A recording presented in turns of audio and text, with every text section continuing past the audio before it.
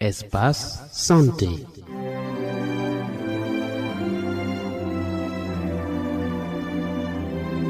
Espace Santé, votre magazine d'information et de sensibilisation sur Radio Évangile Développement.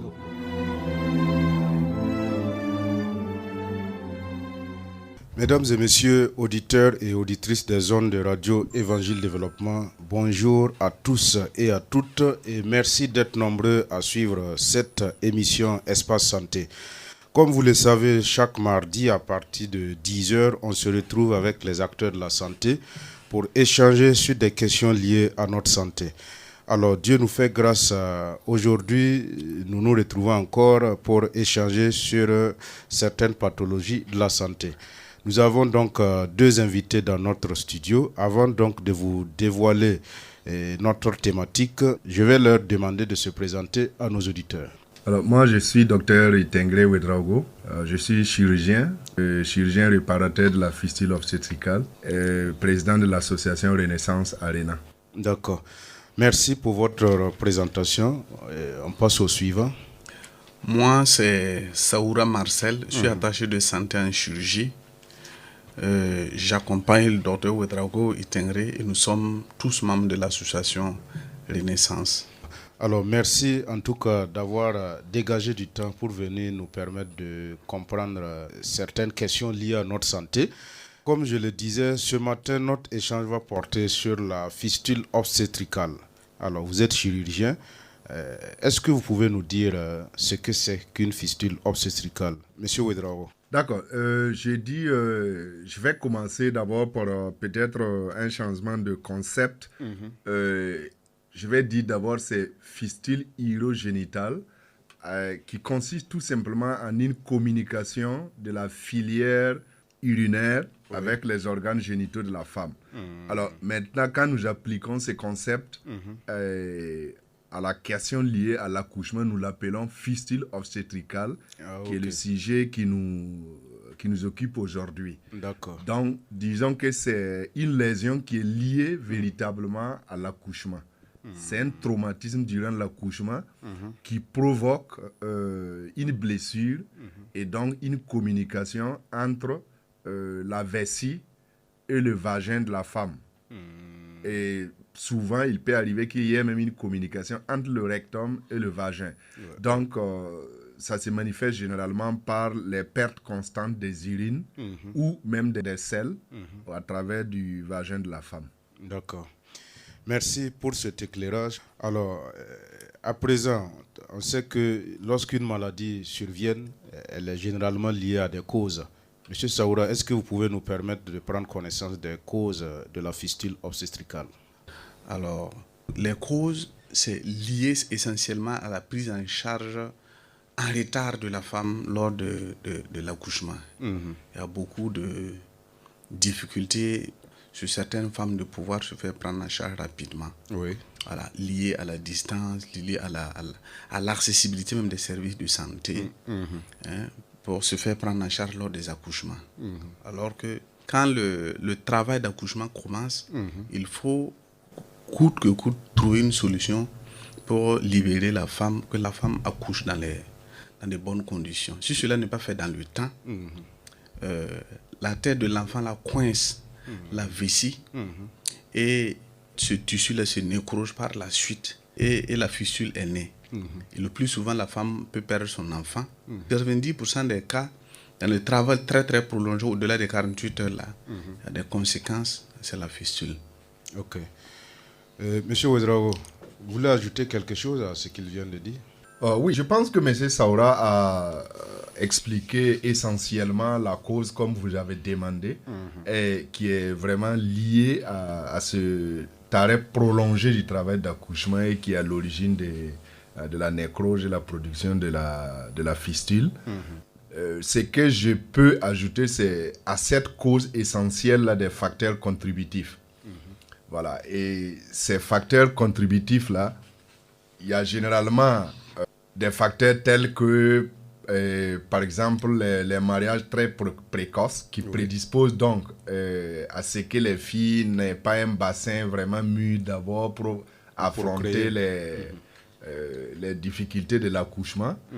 Alors, il y a les facteurs comme la malnutrition qui s'associent. Il faut dire que la pauvreté en fait partie. L'insuffisance des services de santé, comme il l'a su bien mentionner, si la femme a vraiment accès rapidement à une césarienne, elle n'aura pas de fistule parce que le travail d'accouchement difficile, ça se vérifie dans tous les pays, même les pays en développement. Il faut dire que pour toute femme qui prend une grossesse, quand on considère dans la globalité, on sait qu'il y a 15% qui vont avoir une complication. On ne sait pas c'est qui. Mais on sait que 15% des femmes en grossesse vont présenter une complication d'une manière ou d'une autre. Alors, si la femme présente cette complication liée au passage de l'enfant par la filière génitale et elle a accès rapidement à la césarienne, elle n'a pas de temps donc de produire la fistule. D'accord, je pense que c'est bien compris. Alors, nous allons toujours de l'avant. Mesdames et messieurs, amis auditeurs et auditrices des ondes de Radio Évangile Développement, je rappelle que c'est votre émission Espace Santé qui se passe tous les mardis matins à partir de 10h sur la 93.4 FM. Ce matin, nous avons un grand plaisir d'avoir dans notre studio deux invités. Monsieur Ouedraogo Itengre, chirurgien et président de l'association Renaissance Arena, qui s'occupe de la prise en charge des victimes de la fistule obstétricale.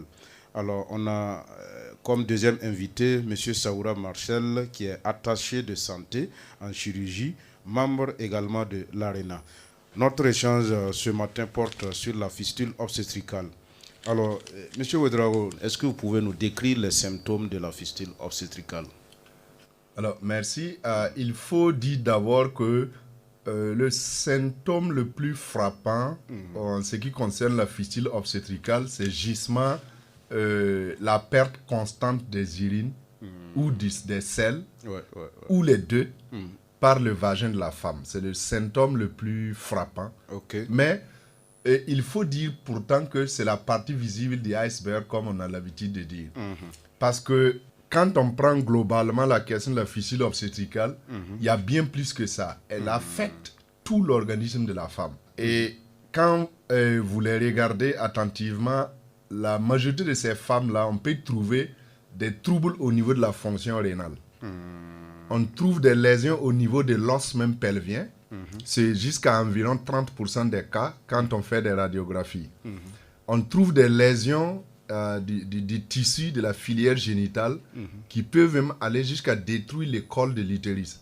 C'est en fonction du degré de la durée de la compression que la femme va souffrir.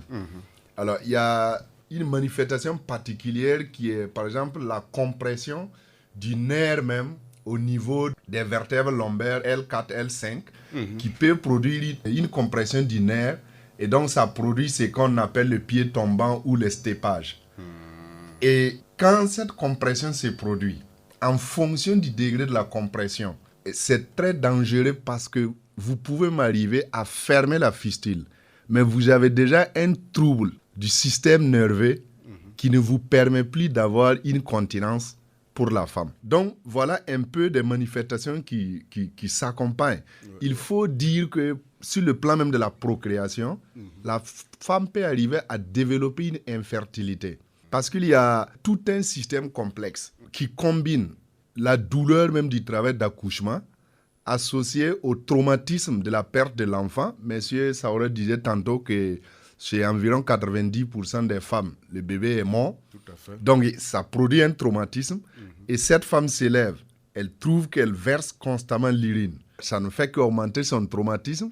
Et arrivée, elle est rejetée souvent par le mari et même par la famille. Ce complexe-là va provoquer une répercussion au niveau du système nerveux central. Et il y a un mécanisme de suppression hormonale qui fait que la femme peut même ne plus voir ses règles. Ça peut être régressif chez certaines, mais chez certaines, ça peut être le point de départ d'une infertilité. Il faut dire qu'il y a environ 40% de ces femmes-là qui souffrent de dépression.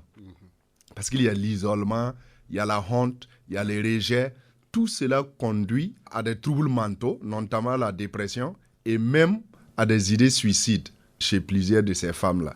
Donc, un peu, voilà des manifestations qui peuvent se présenter chez ces femmes qui souffrent de fistule obstétricale. D'accord. Alors, merci en tout cas de nous avoir éclairé sur les symptômes. Alors, mais vous avez évoqué aussi le fait que la fistule obstétricale peut être source de troubles rénaux. Faites-vous allusion à une insuffisance rénale? Oui, effectivement, ça peut évoluer jusqu'à l'insuffisance rénale. Et le mécanisme, c'est qu'au moment de la compression, l'urétère, ça veut dire que l'organe qui conduit l'urine du rein vers la vessie, il peut être comprimé. Et quand il est comprimé, donc la fonction de ces reins-là est bloquée. Et si la femme n'a pas de traitement pour relever cet obstacle-là, ces reins à long terme peuvent souffrir. Et donc il y a une véritable répercussion dans la fonction rénale globale de la femme. Évidemment, dans ce genre de situation, la prise en charge devient assez difficile. Oui, bon, peut-être qu'il faut dire heureusement, parce que si le diagnostic est fait, voilà, la femme a accès au traitement, notamment à une intervention chirurgicale qui relève l'obstacle. On récupère la fonction du rein à temps et il n'y a pas de conséquences. D'accord. Merci encore une fois de plus à vous pour ces éclairages.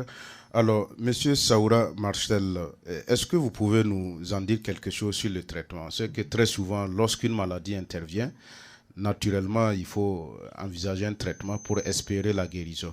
Alors, comment se fait le traitement de la fistule obstétricale? Merci beaucoup. En fait, le traitement de la fistule obstétricale est essentiellement chirurgical. C'est pourquoi, d'ailleurs, il faut tout faire pour éviter la survenue de la fistule obstétricale. Alors, sinon, le traitement, il s'agit d'opérer, fermer l'obstacle, fermer l'ouverture, la communication qui existe entre le vagin et la vessie, ou du rectum à la vessie, et que la femme trouve l'intégrité de ses voies urinaires et vaginales. D'accord. Alors, parlant du diagnostic de la fistule obstétricale, c'est vrai que le docteur Ouedraogo a évoqué entre-temps les urines qui coulent. Est-ce qu'une femme qui ne se rend pas forcément dans un centre de santé peut elle-même diagnostiquer son mal? Naturellement, comme le docteur Ouedraogo l'a dit, quand les urines coulent, après l'accouchement, très souvent, c'est pas séance tenante, c'est pas après la césarienne ou bien après avoir évacué même le fœtus que les urines coulent. Puisqu'il y a le tissu comprimé là va se nécroser après. Et puis chuter, laisser place même à cette communication-là. Alors donc, ça veut dire quand le tissu là chute, la communication là se crée et les urines commencent à couler. Voilà, peut-être qu'elles peuvent ignorer même l'appellation qu'on appelle ça fistule, mais elles savent que les urines coulent et d'office, elles-mêmes, elles doivent le savoir.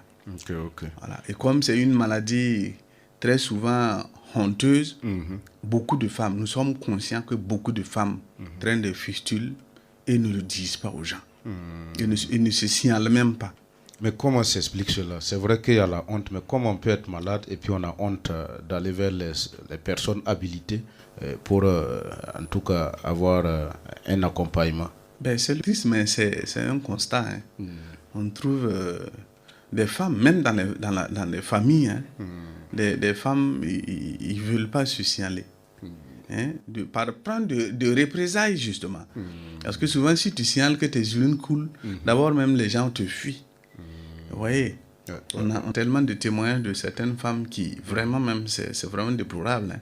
Une dame là, parmi tant d'autres, elle partait au marché tous les jours, avec plus ou moins une dizaine ou 15 couches comme ça, dans son sac.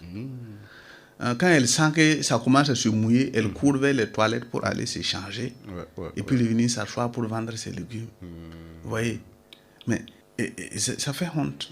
Donc, je ne sais pas. Mais en tout cas, je trouve que et ces émissions-là ont leur intérêt pour démystifier. Ce n'est pas de leur faute. Il n'y a pas de raison d'avoir honte. Il faut aller se signaler à la santé pour se faire prendre en charge. Je pense que ça se voit. D'accord. Il faudrait que ces femmes-là comprennent que la fistule obstétricale n'est pas une fatalité et qu'on peut recouvrir la santé et revivre dignement sa vie. Tout à fait. Oui, docteur Ouedraogo. Je voulais juste ajouter à ce qu'il a dit parce que Oui, allez-y. Voilà, il faut dire que la société même a un rôle important à jouer pour que ces femmes-là arrêtent de se cacher. Parce que comme ce qu'il a dit, il y a cet isolement qui est dû à multiples facteurs. Parce que à cause de nos croyances et de nos traditions, l'apparition de la maladie est attribuée souvent à d'autres types de causes. C'est peut-être une malédiction ou c'est parce que tu as posé un certain acte, donc Dieu a décidé de te punir, surtout que l'enfant est mort. Donc il faut dire qu'en Afrique, nous sommes vraiment très religieux et vraiment pratiquants de certaines traditions qui prédisposent vraiment à la stigmatisation de ces femmes. Et je peux, par exemple, rendre témoignage de ce que Inda m'a dit une fois. Elle dit, mais tu sais, quand tu as cette maladie, même Dieu, tu ne peux pas t'approcher de lui. Ah bon? Et j'ai posé la question, mais pourquoi tu ne pouvais pas t'approcher de Dieu? Elle dit, mais je perds constamment l'urine, donc je ne peux jamais être propre pour m'approcher de Dieu. Donc, le premier point, c'est que la femme s'isole. Souvent, je dis, la femme victime de fistules s'isole avant d'être isolée. Cette femme oublie que c'est le cœur que Dieu s'intéresse le plus. Effectivement. Pas au physique. Effectivement. Donc, elle est positionnée dans la croyance traditionnelle. Comment est-ce que les gens même perçoivent les relations avec Dieu? Et donc, pour elle, bon, je ne peux pas m'approcher des hommes parce que je suis dans telle condition, mais il n'y a pas de raison donc pour que je puisse m'approcher de Dieu dans ces conditions-là. Voilà. Donc, comme il l'a dit, je pense qu'il y a lieu de porter vraiment cette information, que la fistule n'est pas une fatalité, mais pas seulement que l'information parvienne à ces femmes qui en souffrent, mais à toute la communauté, surtout ceux qui ont des rôles d'influence dans nos sociétés, afin qu'ils puissent faire comprendre aux différents leaders d'opinion, décideurs, etc., que c'est une maladie comme n'importe quelle autre qui peut être soignée. Si elle est diagnostiquée de façon précoce. Effectivement. D'accord. Merci en tout cas pour ces différents points que vous venez d'éclairer. Nous allons toujours de l'avant. Très souvent, on dit que mieux vaut prévenir une maladie que de la guérir. Alors, docteur Ouedraogo, est-ce que vous pouvez nous en dire un peu sur comment prévenir une fistule obstétricale? Voilà, merci. Je pense que la prévention repose principalement sur les facteurs de risque que nous avons évoqués tantôt. Et je dirais que pour la prévention, il faut mettre un premier point qui est garantir un accès aux soins de santé reproductive à toutes les femmes. Il faut que les femmes aient facilement accès. Si les femmes ont accès facilement aux soins de santé reproductive à tous les niveaux, nous prévenons la production de la fistule. Logiquement, nous devons agir sur les autres facteurs, comme nous avons dit, parce qu'en agissant, par exemple, sur la question des mariages précoces, en réduisant, par exemple, les mutilations génitales, ça c'est un facteur important qu'il faut tenir. Les mutilations génitales prédisposent des femmes à des accouchements très difficiles. Si nous pouvons agir sur ces facteurs-là, donc ça réduit la morbidité maternelle au cours de l'accouchement. Mais le facteur principal, c'est justement ça, que la femme ait accès à des soins reproductifs de qualité. Ça veut dire quoi? Ça veut dire que la femme doit avoir un rôle actif dans la gestion de sa vie de reproduction. Et quand la grossesse est installée, il faut qu'elle ait des soins prénatals adéquats. Le suivi de la grossesse, ça doit être adéquat. L'accouchement doit être assisté par un personnel qualifié. Je vous disais tantôt qu'il y a 15% des femmes qui auront des complications au cours de la grossesse. Et la complication peut être diagnostiquée au cours du travail d'accouchement. Donc si la femme est assistée par un personnel qualifié, le diagnostic est fait, la référence est faite à la structure appropriée, l'équipe est là, les moyens sont là, elle est prise en charge, automatiquement nous prévenons la fistule. Souvent nous disons aux agents de santé avec lesquels nous avons contact, par exemple, que par exemple pour tout travail d'accouchement qui a duré au-delà de 12 heures, vous n'avez pas besoin de voir une fistule constituée, placer simplement une sonde à la femme. Ça prévient l'installation d'une fistule obstétricale. C'est un geste simple après l'accouchement qui peut prévenir la fistule. Deuxième geste très simple, et par exemple, c'est des choses que je dis, c'est surtout pour nos collègues agents de santé qui sont dans les périphéries, souvent dans des conditions très difficiles. La fistule se produit rarement dans une vessie vide. Donc, une femme avec sa grossesse qui rentre en travail d'accouchement, alors logiquement c'est en relation avec un travail d'accouchement assisté. Si elle accouche à domicile, on ne s'attend pas à ce que celles qui sont à la maison puissent passer une sonde. Mais si c'est dans une structure sanitaire, la sage-femme ou l'infirmier est capable de passer une sonde pour vider la vessie. Et tout ça, ça prévient. Alors, la prévention maintenant à moyen et long terme doit s'attaquer à des questions sérieuses comme véritablement les questions de l'inégalité dans l'accès des soins. Parce que quand nous regardons très bien, la question de la fistule obstétricale, il faut dire que c'est une violence basée sur le genre. Ah bon? Il faut le définir comme ça. Ça veut dire que les femmes ont des difficultés d'accès aux services de soins même de base. Donc la véritable prévention qui va nous aider, c'est quand nous parviendrons à nous attaquer à ces inégalités-là. Mais est-ce que c'est une égalité véritable? Parce que est-ce que c'est pas la honte ou bien la pauvreté qui fait que certaines femmes sont réticentes d'aller vers les agents de santé? Par rapport à ce que le docteur vient de le dire tout de suite là, ben, dans une famille, c'est l'homme qui ordonne à la femme d'aller consulter. C'est l'homme qui lui procure des moyens, prend et va te faire consulter. Il y a des femmes qui n'osent pas se lever, aller dans une structure de santé même sans l'avis de leur mari. Est-ce que vous comprenez cela? Donc, c'est l'homme qui doit décider. À supposer même que le mari n'est même pas à côté. La femme, d'elle seule, ne peut même pas se lever même pour se pointer. Alors, il faut quelqu'un qui va décider même pour elle parfois. Dans certaines sociétés, c'est pourquoi on le dit. D'accord. Et très souvent, tous ces facteurs-là peuvent contribuer évidemment à l'état de prise en charge. Est-ce que vous voyez? Mais si, à tous les niveaux, les femmes ont cette autorisation, ont cette possibilité même de se faire prendre en charge, sans conséquence, je dirais. Sans que, au cours, dans la société où elle se trouverait, on ne l'intéresse parce qu'elle serait autoritaire, elle serait quoi, elle fait ce qu'elle veut sans l'avis du mari ou autre. Mais ça réduirait effectivement le retard de la prise en charge.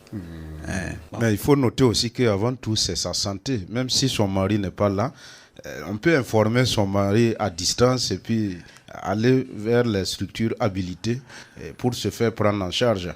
Est-ce que c'est pas lié aussi à la pauvreté? Parce que si le ménage est assez vulnérable, il va de soi qu'il faut en tout cas l'accord du mari avant d'aller dans un centre sanitaire. Tout à fait. Mais ce que je dis là, c'est pas forcément dans les cités, dans les villes. Allez-y en campagne, ou parfois même une femme enceinte. Pour aller, il faut un moyen de déplacement, soit un tricycle. Avant, c'était des charrettes. Je ne sais pas si vous voyez. Pour la transporter. Est-ce qu'elle-même, elle peut se lever toute seule pour se donner tous ces moyens-là pour aller? En tout cas, dans cette condition, c'est un peu difficile. C'est pourquoi c'est à ce niveau-là, je dis. Ok. À ce niveau, en province, il faut quelqu'un pour se décider pour elle. Et très souvent... c'est pas facile. En tout cas, merci pour ces précisions. Je pense que c'est bien saisi, c'est bien compris. Alors, nous allons nous attaquer cette fois-ci aux complications. Alors, c'est vrai qu'en temps, vous les avez abordées de façon sommaire. Alors, est-ce que vous pouvez revenir sur ça de façon plus explicite? Quelles sont les éventuelles complications d'une fistule obstétricale? Docteur Ouédraogo. Alors, merci. Une des complications majeures que je peux déjà mentionner, c'est la destruction de la vessie comme réservoir de l'urine ou du rectum, qui permettent donc la fuite des selles ou des urines. Ça, c'est une grande complication. Vous avez des complications neurologiques, comme j'avais mentionné, qui peuvent être passagères ou qui peuvent être définitives en fonction de la gravité de la compression. Nous avons déjà parlé de l'affectation de la fonction rénale qui peut être liée aussi à la compression. Tout à fait. Alors, nous n'avons pas abordé ces sujets, mais la fistule peut être produite lors même de la césarienne. Donc, accidentellement, on peut fermer un de ces urétères-là. Ah bon. Et ça conduit aussi au même mécanisme comme ce qu'on a dit. Si les reins ne fonctionnent pas et il n'est pas libéré, on peut perdre carrément sa fonction. Nous avons les troubles mentaux, la dépression comme nous avons mentionné, avec même des conduites suicides. Sur le plan social, On a vraiment l'isolement et les rejets, comme ce que nous disons, qui ont vraiment des conséquences assez sévères. Souvent, cliniquement, on ne les mentionne pas parmi les complications, mais c'est une complication et qui impacte véritablement la vie sociale de la femme. Ouais. Voilà. Il faut se dire que ces femmes-là sont prédisposées à développer des calculs au niveau de la vessie. Parce que, comme elles versent l'urine constamment, elles se disent, si je ne bois pas beaucoup d'eau, ça ne va pas couler. C'est ça. Et donc, mais dans tous les cas, les reins vont continuer à fonctionner. Et là, l'urine est très concentrée et ça prédispose à la formation des calculs. Bien plus, cette urine qui est concentrée, avec les résidus, les éléments résiduels du métabolisme qui doivent être éliminés, vont produire des lésions, des blessures dans l'entrejambe. Généralement, elles développent des plaies tout autour. Et ça, c'est des complications dermatologiques importantes. Voilà. D'accord. Donc, c'est entre autres ces différentes complications qui peuvent survenir au cours d'une fistule obstétricale. Voilà. D'accord. Merci bien à vous, docteur Ouedraogo Itengre. Nous allons toujours de l'avant. Docteur Ouedraogo, il existe combien de formes de fistule obstétricale? Tout le long de la filière, là, vous pouvez rencontrer la situation de la fistule en fonction de la compression. Ça peut être entre l'utérus même et la vessie. Elle peut se situer là-bas. La blessure peut se retrouver au niveau de l'urètre, au lieu du corps proprement de la vessie. Alors, il y a des localisations qui sont dangereuses, que nous appelons souvent des transections ou dans le langage anglo-saxon circonférentiel. Ça veut dire que la lésion a été tellement importante qu'il y a un détachement entre l'urètre et la vessie avec une perte importante de tissu qui emporte même le sphincter. Voilà des cas de fistule qui sont véritablement complexes, même quant à la réparation. Et nous avions mentionné aussi tantôt l'affection de l'urétère. Donc, ça peut se situer là-bas. Il y a la fistule vésico-vaginale, comme nous disons. Ça, c'est entre la vessie et le vagin. Mais il y a la recto-vaginale. C'est quand c'est entre le rectum et le vagin, globalement. Donc, la combinaison, véritablement, se vérifie entre 5 et 10%. Il y a au moins 5 à 10% des malades qui ont la combinaison des deux. Voilà. D'accord. Alors, nous allons grandement vous dire merci, en tout cas, pour ces différentes précisions que vous venez d'apporter. Le temps qui nous était imparti à cette émission tire à sa fin, mais avant de prendre congé de vous, est-ce qu'une femme victime de la fistule obstétricale peut toujours entretenir des rapports sexuels avec son mari? Docteur Ouedraogo. La réponse est oui.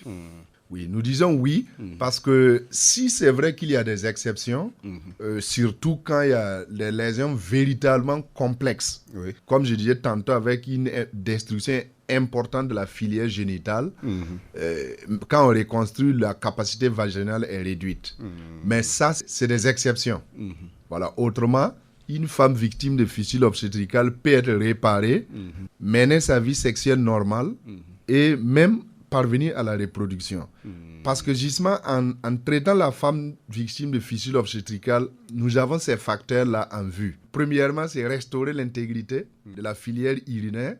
Deuxièmement, c'est réfléchir à sa vie sexuelle. Troisièmement, réfléchir à sa vie reproductive. Donc, en traitant la femme, nous visons ces trois objectifs à la fois. D'accord. Alors, docteur Saoura, certaines femmes se plaisent de traiter le mal de façon traditionnelle. Est-ce que ce n'est pas des comportements à proscrire? Oui, malheureusement, on en trouve souvent. Docteur Ouedraogo est là et il n'y a pas que longtemps. Ça vaut même pas un mois. Dans ce mois-là, d'ailleurs, on a reçu une femme qui a été chez le tradipraticien pour traiter. Ils ont utilisé des produits caustiques qui ont tout brûlé. Et même le côlon et toute la vessie. Je ne sais pas si vous voyez. Bon, on a eu du mal vraiment même pour la réparation, mais c'est vraiment pas simple. Donc, bon, mais c'est une erreur de penser qu'on peut introduire des produits pour soigner la fistule. C'est l'ignorance. Le docteur l'a évoqué au début.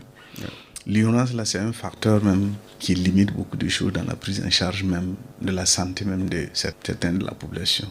Donc, le mieux lorsqu'une femme souffre de cette maladie, c'est de se rendre directement dans un centre de santé approprié pour espérer une meilleure prise en charge.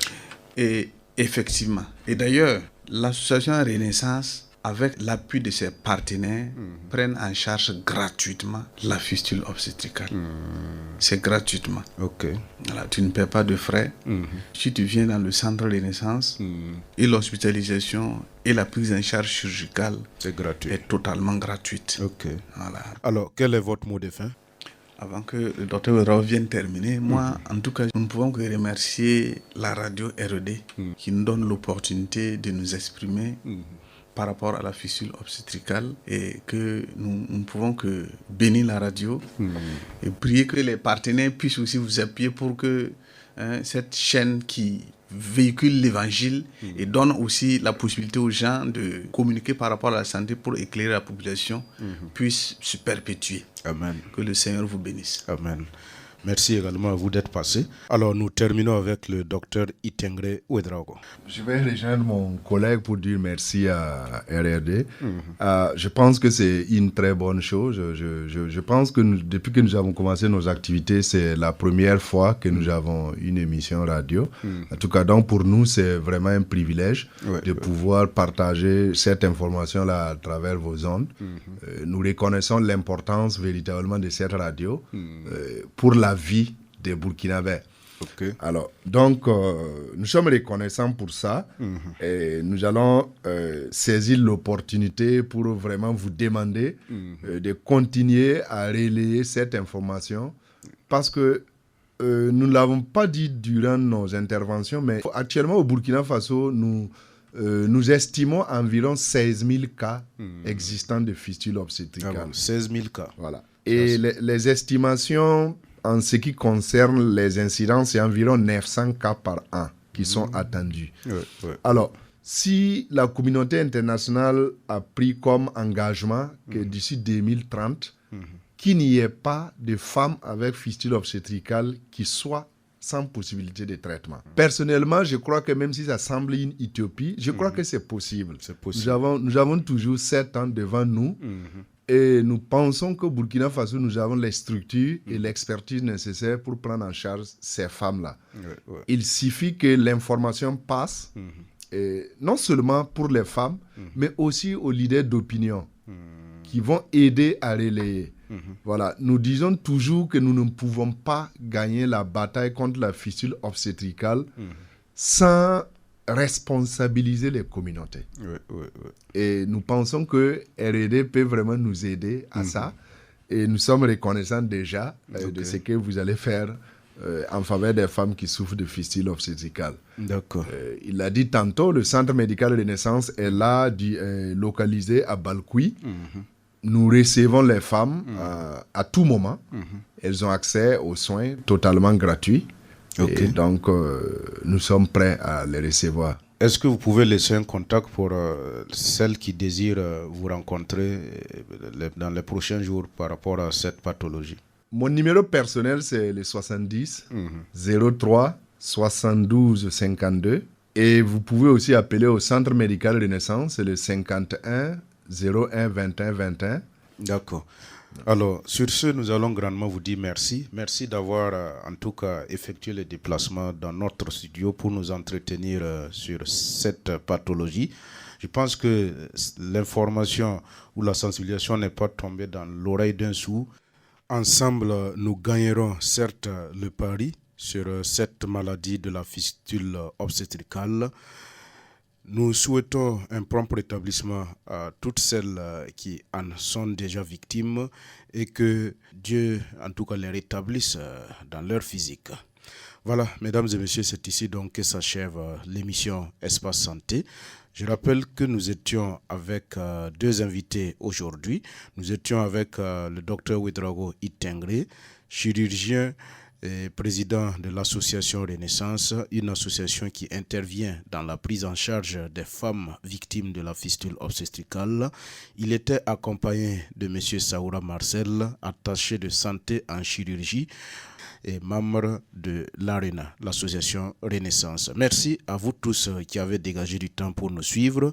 Devant le microphone et à la manipulation technique, c'était votre frère Wenyam Nakoulma. On se donne rendez-vous mardi prochain avec un autre thème. Bonne suite d'écoute, toujours en compagnie de la fréquence de rayonnement de l'amour de Dieu pour chaque auditeur. Au revoir.